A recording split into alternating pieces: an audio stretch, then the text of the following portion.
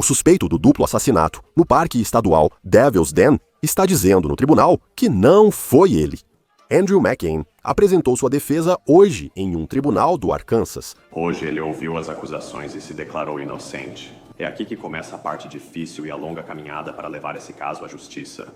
Promotores do Arkansas afirmam ter um caso forte contra o ex-professor acusado de esfaquear e matar um casal desconhecido durante uma caminhada de fim de semana com as filhas pequenas logo após a família se mudar para o estado.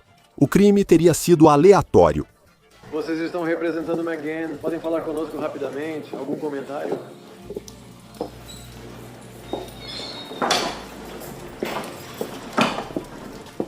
Os advogados de McGahn ficaram em silêncio.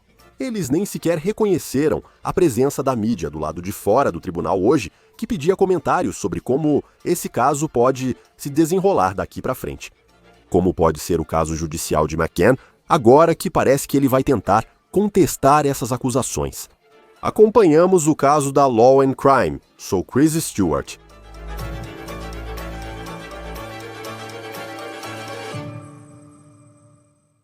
Réus quase nunca se declaram culpados nas primeiras audiências, mesmo diante de evidências como as apresentadas pelos promotores do Arkansas. Esse réu é Andrew James McGahn. Vou contar como os promotores reagiram à declaração de inocência dele hoje no tribunal no noroeste do Arkansas. Imagem de McGahn em sua primeira ida ao tribunal, semanas atrás. Hoje, as câmeras não puderam filmá-lo enquanto ele aparecia pela primeira vez com um defensor público. McGahn está sem fiança em uma cadeia no condado de Washington, Arkansas, a cerca de 2 horas de Tulsa. Vídeo do momento em que ele foi fichado pela primeira vez na cadeia do condado de Washington após ser preso em Springdale, Arkansas, em 30 de julho.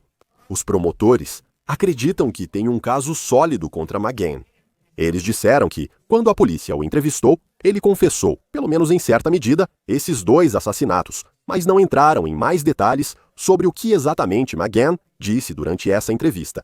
Após a prisão de McGahn, policiais de outros estados investigam possíveis vínculos com casos não resolvidos. Casos arquivados em que detetives agora trocam informações com colegas do Arkansas. Falo mais sobre isso em breve. No Arkansas, McGahn é acusado de matar Kristen e Clinton Brink. Familiares e também as autoridades dizem que esse casal morreu como heróis, supostamente pelas mãos de Andrew James McGahn. A família tinha acabado de se mudar para o Arkansas, vinda de Dakota do Sul. Clinton, o pai, começaria seu novo emprego como entregador de leite na segunda-feira, mas foi morto durante um passeio com a família neste parque.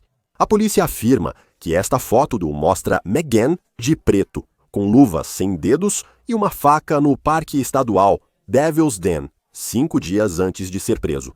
Segundo a polícia, McGahn atacou Clinton primeiro e Kristen fugiu com os filhos para um local seguro, salvando-os. O casal fazia trilha com filhas de 7 e 9 anos que chegaram a uma estação de visitantes. Elas chamaram as autoridades sobre o ataque. Elas também conseguiram fornecer informações importantes para a polícia para que pudessem montar uma descrição de como era esse agressor. Depois que a mãe delas as colocou em segurança, ela voltou para tentar ajudar o marido, e foi nesse momento que perdeu a vida. Testemunhas alegaram ter visto McGahn fugindo do parque. Dizem que havia sangue no rosto dele.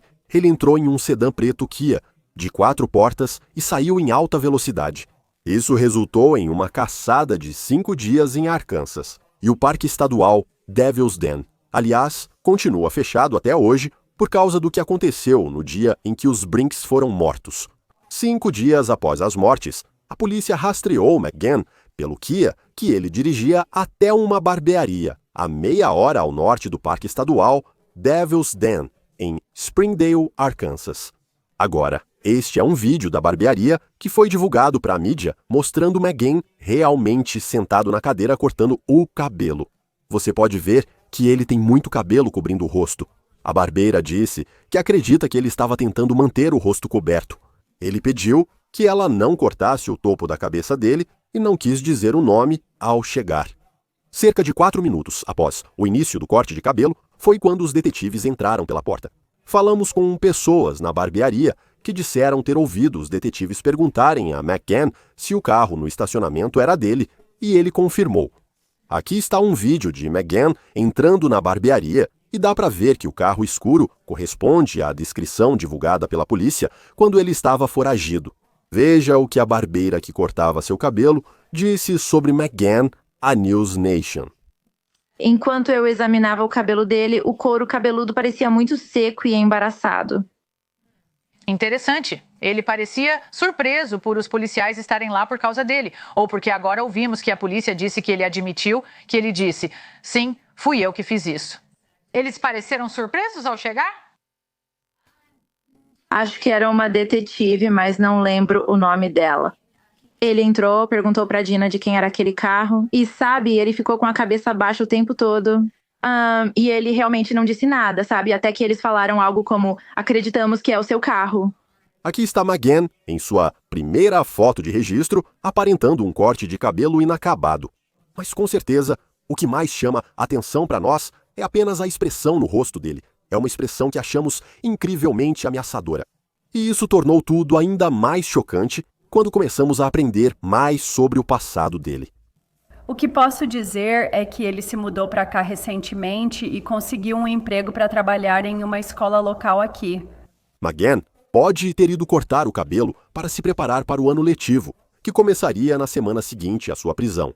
Ele havia sido contratado para dar aulas a crianças do fundamental em Springdale, Arkansas.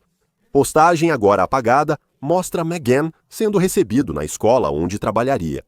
O distrito escolar de Springdale informou que McGann não teve contato com crianças ou famílias, pois havia sido recém-contratado e o ano letivo ainda não começou. Seguimos tentando reunir o passado de Andrew McCain e descobrimos que ele tinha sido contratado por pelo menos 5 distritos escolares diferentes só nos últimos 3 anos. Em um deles, em Plano, Texas, ele ficou lá por apenas 4 dias e tinha acabado de ser contratado antes do início do ano letivo, mas saiu para dar aulas em Oklahoma. Mas desses 5 distritos escolares, nós contamos, tinha um no Arkansas, 2 em Oklahoma, ambos perto de Tulsa, e 2 perto de Dallas. Em 3 dessas escolas, ele saiu alegando pedir demissão para aceitar outro emprego fora do estado, exceto em uma. Foi nessa escola em Flower Branch, Texas. Postagem de 2022 no Facebook, já deletada, dava boas-vindas ao Sr. McCain como professor do 4º ano. Na postagem, ele disse estar animado para ensinar as crianças naquele ano. Agora, foi nessa escola primária que os pais estão nos dizendo que achavam que McGann, francamente, era um sujeito estranho.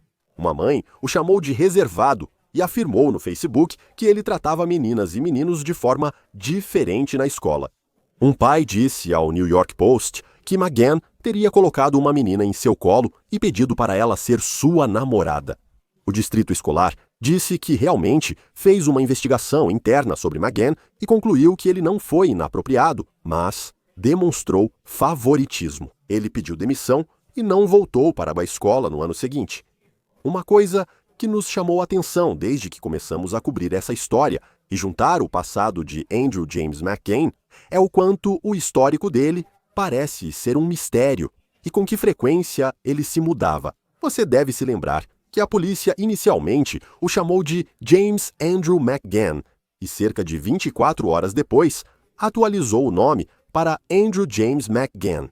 McGann não tem muita presença digital, o que para nós é um sinal de alerta, porque geralmente vemos muitas pessoas postando nas redes sociais e tendo uma vida online, mesmo quando são acusadas de crimes, como é o caso de McGann. No entanto, encontramos o Facebook de McGann, que parece não ser atualizado por ele, talvez desde a época da faculdade. Aqui ele quando era estudante do ensino médio, em um subúrbio ao sudoeste de Chicago, onde cresceu.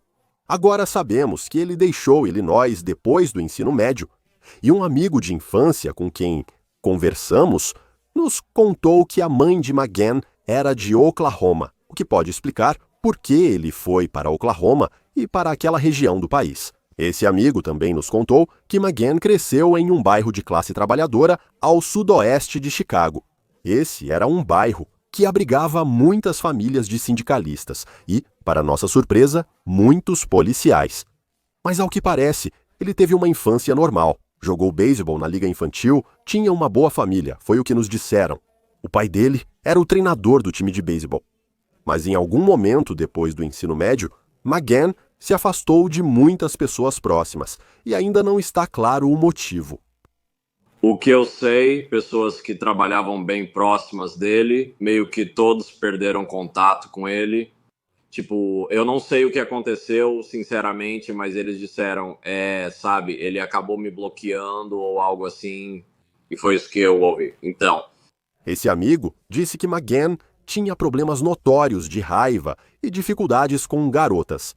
Agora, mesmo que McGann tenha dito que se formou na faculdade de Oklahoma State, o Facebook dele lista uma faculdade em Illinois, o que significa que ele pode ter ficado pelo meio oeste por um tempo depois do ensino médio. Eu menciono isso porque um caso não resolvido de 2020 em Wisconsin, que fica a apenas algumas horas de carro de Chicago, agora está sendo analisado pela possibilidade de McGann estar envolvido. Quero deixar claro, os detetives dizem que tudo ainda é preliminar. Eles só trocam informações e não se sabe se Andrew James McGann tinha relação com o caso em Wisconsin. Mas eu conversei com um detetive lá no departamento do xerife do condado de Sauk, fica perto de Madison, e ele falou sobre o assassinato não resolvido de John Schmutzer. John, de 24 anos, foi morto a facadas no Parque Estadual do Lago do Diabo, em 14 de outubro de 2020. O Parque Estadual do Lago do Diabo é o parque estadual mais movimentado de Wisconsin e é um ponto muito procurado no outono, especialmente em outubro, porque muitas pessoas viajam de outros estados para ver as folhas mudarem de cor. A polícia diz que às 11h38 da manhã, alguém matou Schmutzer em uma trilha chamada Trilha das Grutas. Foi no sul do Parque Estadual do Lago do Diabo. Os detetives dizem que não havia fotos de um suspeito, mas várias pessoas viram alguém que até hoje é considerado pessoa de interesse nesse assassinato não solucionado. E essa pessoa de interesse foi apelidada de O Corredor, porque foi vista correndo freneticamente pelo parque. A polícia afirma não ter foto do corredor, apenas uma descrição. Homem branco, 1,80 metros, roupas escuras, visto correndo no parque na época do assassinato de Schmutzer, em outubro de 2020. Os detetives não possuem a arma do crime. Esse não é o único caso arquivado em que autoridades contataram a polícia do Arkansas sobre ligação com Andrew James McGann. A Polícia Estadual de Vermont entrou em contato sobre o assassinato de Honory Fleming, de 77 anos, ocorrido em 3 de outubro de 2023. Ela, ex-reitora universitária, entrou em uma trilha em Castleton, Vermont, às 4 da tarde. Ela foi encontrada morta às 4h30. Ela tinha um ferimento de bala na cabeça. Esse caso ainda não foi solucionado. Este é o retrato falado que a Polícia Estadual de Vermont divulgou há quase 2 anos. Divulgaram a descrição de testemunhas. Homem de cerca de 1,78 metros, cabelo ruivo curto, camiseta cinza escura e mochila preta. Novamente, neste caso, não está claro se Andrew James McGann tem alguma ligação com isso. A polícia diz que, até o momento, não há ligações conhecidas. E, pelo que entendemos, com base na pesquisa que fizemos, McGann não tem nenhuma ligação com a Nova Inglaterra. Vocês representam McGann? Podemos conversar rapidamente? Os defensores de McGann nem reconheceram a imprensa fora da audiência hoje. O público não foi autorizado a entrar na audiência, nem a imprensa. Um juiz apresentou uma moção para negar isso. O promotor principal do caso fez uma breve declaração. Ele também disse que espera uma ordem de silêncio daqui para frente. Aqui está parte do que ele disse. Eu prevejo várias audiências de status neste caso. A próxima coisa que vai acontecer, vocês verão na pauta, está marcada como uma audiência de status. E haverá uma oportunidade para os advogados e o tribunal se reunirem e descobrirem em que ponto estamos no andamento do processo. É aqui que começa a parte difícil e a longa caminhada para levar este caso à justiça. E muita gente não percebe que pode levar um tempo até que a justiça realmente seja feita no julgamento. Este caso vai demorar mais do que as pessoas imaginam. Você achou que ele diria ser inocente? Com certeza. Ele tinha alguma escolha além de se declarar inocente? Eu não conheço nenhum advogado de defesa nos Estados Unidos que permitiria que um réu em qualquer crime grave, especialmente esse crime, deixasse seu cliente comparecer e se declarar culpado. O réu tem direito a um julgamento justo. Ter um julgamento justo é ver todas as provas e o caso contra ele, o que ocorrerá em breve. Agora está conosco um advogado de defesa criminal, certificado e ex-promotor de homicídios, Josh Tomchek. Obrigado, senhor, por dedicar seu tempo para estar conosco aqui no Law and Crime. Hoje, Andrew McGahn se declarou inocente no tribunal. Muita gente, sabendo que os promotores têm possível confissão, DNA e a arma do crime, ainda vê um suspeito se declarando inocente. Por que ele diria ser inocente se, segundo os promotores, há tantas provas contra ele? Bem, temos que lembrar que essa é uma audiência inicial, onde é a primeira vez dele no tribunal. Quase sempre um indivíduo vai se declarar inocente. A única exceção a isso é se, por exemplo, alguém foi suspeito em um caso por um tempo, eles podem negociar uma resolução antes da acusação formal, onde já chegam com a ideia de que vão se declarar culpados naquele documento de acusação. Na maioria dos casos, principalmente quando buscam punição severa como pena de morte, o réu se declara inocente na primeira audiência. Neste caso, os promotores não descartaram a pena de morte e deram a entender que seguirão esse caminho. O que pesa na decisão, foi um crime brutal do qual ele é acusado. Mas o que realmente entra na decisão se você é um promotor de buscar ou não a pena de morte nesse caso? Isso depende da jurisdição e do local da acusação. Acho que 27 dos nossos 50 estados ainda têm a pena de morte em vigor em 2025. Nessas jurisdições, todas têm circunstâncias agravantes previstas em lei que tornam esses crimes elegíveis à pena de morte. Ao contrário do que muitos pensam, nem todo homicídio permite pena de morte.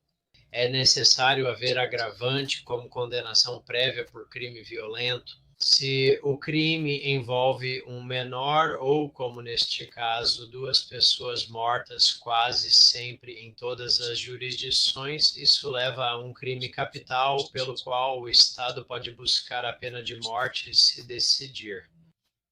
O outro grande fator é se eles acham ou não que podem provar isso. É menos comum em casos duvidosos quando o Estado acha que pode ter dificuldade em provar a acusação de homicídio em primeiro grau, que eles busquem a pena de morte como punição.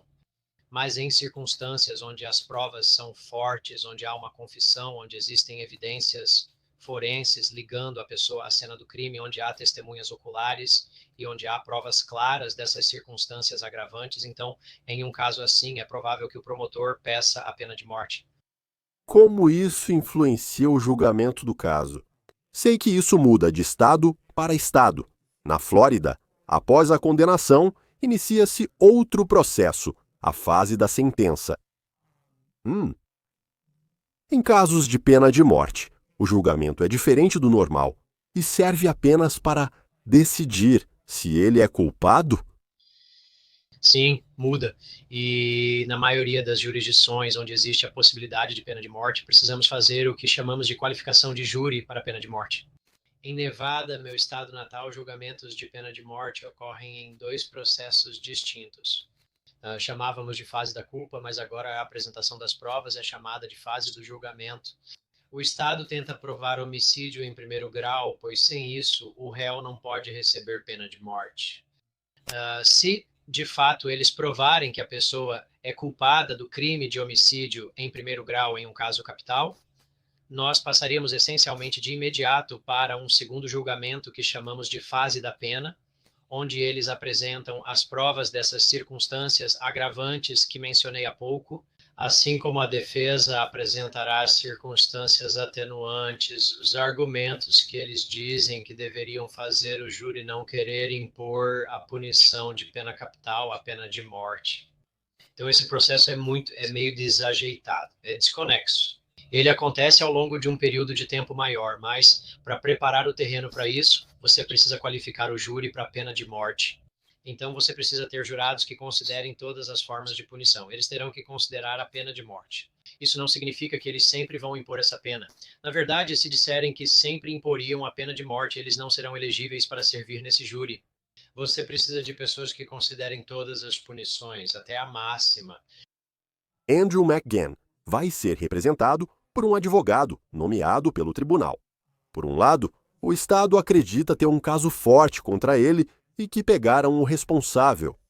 Se você é advogado de defesa, qual seria a estratégia para defender Andrew McGahn diante de provas muito fortes apresentadas pelos promotores? Sim, quero dizer, a resposta rápida é que depende. Os casos dependem dos fatos e do que você tenta ao defender alguém nessas situações. E entenda, eu já representei dezenas de pessoas que estavam enfrentando pena de morte. Cada caso é único e o que você tenta fazer também varia. Em algumas circunstâncias, não é uma questão de quem fez isso. Se o crime está em vídeo, saberemos quem o cometeu. A questão passa a ser por quê? Qual o grau de homicídio? E qual deve ser a punição? Qual é a solução apropriada para esse crime que aconteceu? Em algumas circunstâncias, estamos lutando desde o início do caso para tentar evitar uma condenação, porque essa prova não existe, ou pelo menos há um argumento articulável de que não existe. Às vezes tentamos apenas salvar uma vida, mesmo com provas claras de homicídio em primeiro grau, pois acreditamos que a pena não se justifica nessas circunstâncias. Ao defender alguém assim, buscamos sempre o melhor resultado possível, respeitando nossos limites éticos. Então, eu não sei o suficiente sobre o caso do Sr. McGahn para saber quais são suas possíveis defesas para o crime ou quais são seus possíveis argumentos de atenuação em relação à sentença, mas tenho certeza de que os advogados que o representam farão tudo ao seu alcance dentro das restrições éticas para garantir que ele tenha a melhor defesa possível. Como um defensor público, e se no caso de André McGahn, ele disse que não tem dinheiro, ele era professor para contratar um advogado. Como a defesa difere, em comparação a se ele fosse, eu penso na equipe de defesa de Sean Combs, um caso bem diferente, mas ele tem esse time de estrelas de advogados de defesa em comparação com alguns desses suspeitos, esses réus, que recebem um advogado nomeado pelo tribunal. Quando se trata de recursos, como eles são diferentes? Isso depende de cada caso específico e também da jurisdição. Na prática, não, ao contrário do que muitos pensam, defensores públicos são advogados. Existem advogados muito bons que são defensores públicos e escolheram essa carreira. Sempre digo aos clientes, ao receber um defensor público, geralmente não é possível escolher o advogado. Você pode ter um ótimo advogado gratuito e dedicado ao seu caso. Você pode ter um advogado que não se esforça ou não se importa, né? Não pode escolher. Você tem direito a uma representação eficaz e existe um padrão para isso. Ao contratar seu advogado, você escolhe quem será. E, presumivelmente, se você tem condições para isso, vai contratar alguém que você conhece, porque pode olhar o currículo, o histórico, a formação dessa pessoa e determinar: essa é a pessoa certa para mim? Quando representamos pessoas que são carentes, muitas vezes, especialmente em casos de pena de morte, existem recursos disponíveis para a contratação de peritos, investigadores, pessoas para desenvolver totalmente a defesa. Quando o Estado busca punição máxima, a Suprema Corte dos Estados Unidos da América já afirmou várias vezes que esses casos exigem padrões muito mais rigorosos. Essas pessoas merecem uma representação adequada, né? O que envolve todos os profissionais do caso, não só advogados. E isso meio que leva à minha próxima pergunta, porque acho que em alguns casos você vê, como Bryan Kohberger, por exemplo, que se estendeu por 2 anos. A defesa dele tentou excluir várias provas, e havia 1 tonelada de provas contra ele de que ele foi quem cometeu aqueles assassinatos em Idaho. E então, você vê casos em que parece que o caso de assassinato é resolvido muito rapidamente, em questão de meses. Por que existe essa diferença entre o que pode ser um processo muito longo, em comparação com alguns que parecem ir muito rápido? Acho que os casos andam mais rápido quando não há aviso de intenção de buscar a pena de morte e não se busca a punição capital. Em casos de pena capital, onde o Estado busca essa punição, geralmente há um longo período de preparação devido à extensa investigação necessária para defender a acusação, apresentar moções e levantar legítima defesa conforme o caso. Mas também é preciso analisar toda a mitigação disponível para usar a favor do cliente. Então, pode ser coisas como abuso por várias gerações ou o fato de que sofreram um trauma craniano significativo quando eram crianças, ou pode ser que foram expostos à violência desde cedo. Isso inclui coletar evidências como registros escolares, médicos e interações com os sistemas estatais. Envolve entrevistar muitas pessoas, basicamente todos com quem você conseguir entrar em contato, que possam ter algo a compartilhar sobre o indivíduo que está sendo acusado desse crime horrível, pelo qual o Estado está buscando a pior punição. Então esse processo leva muito tempo. Em outros casos, onde não vai haver essa fase de penalidade e você está argumentando, por exemplo, que foi legítima defesa ou não, esse caso pode ir a julgamento muito mais rápido porque não há tanta pesquisa que precisa ser feita nessas categorias. Acredito que em casos de assassinato, levar anos até o veredito, principalmente com pena de morte, é comum e, na verdade, é bastante necessário. Tenho certeza de que você recebe essa pergunta durante sua carreira. Sempre que fazemos um programa ao vivo sobre direito e crime, é uma pergunta que sempre vem do público, que é, emocionalmente, como advogado de defesa criminal, como é defender alguém. E até mesmo no caso de André James McGain, quando você olha para todas as provas contra ele de que ele cometeu esse crime terrível. Emocionalmente, para você, como é, como advogado de defesa criminal, ter que argumentar em favor de alguém assim? Muito do que fazemos é remover a emoção das coisas e garantir que o processo seja determinado não com base na simpatia e nem na emoção. Na verdade, os jurados são orientados a justamente remover esses aspectos. É um processo muito pesado emocionalmente para todos, para os investigadores, certamente para as vítimas e suas famílias, para os advogados que representam o Estado ou o município que estão apresentando essas provas e eles têm que mostrar fotografias difíceis e lidar com assuntos desconfortáveis. Como advogado de defesa, luto pelos indivíduos por trás da Constituição que fundamenta nosso sistema de justiça criminal. Então, meu trabalho é dar a alguém a melhor representação possível. É muito emocional por vários ângulos, não só para mim, mas para todos nesse processo. Mas muito do que fazemos é meio que esterilizar e compartimentalizar qual é a evidência, o que ela significa e, no final das contas, tentar responder a pergunta, né, o que deve ser feito a respeito disso. Detetives de outros estados também entraram em contato sobre Andrew McGann. Sabemos de 2, Wisconsin e Vermont, pois têm casos antigos abertos. Agora trata-se de trocar informações para saber se ele esteve envolvido em outro crime além do ocorrido no Arkansas. Se ele fosse, e ele não foi, mas se ele fosse acusado de um caso antigo que aconteceu em outro estado, como isso poderia impactar o andamento do caso no Arkansas? Isso poderia acontecer de várias maneiras diferentes, dependendo de quais são essas informações factuais.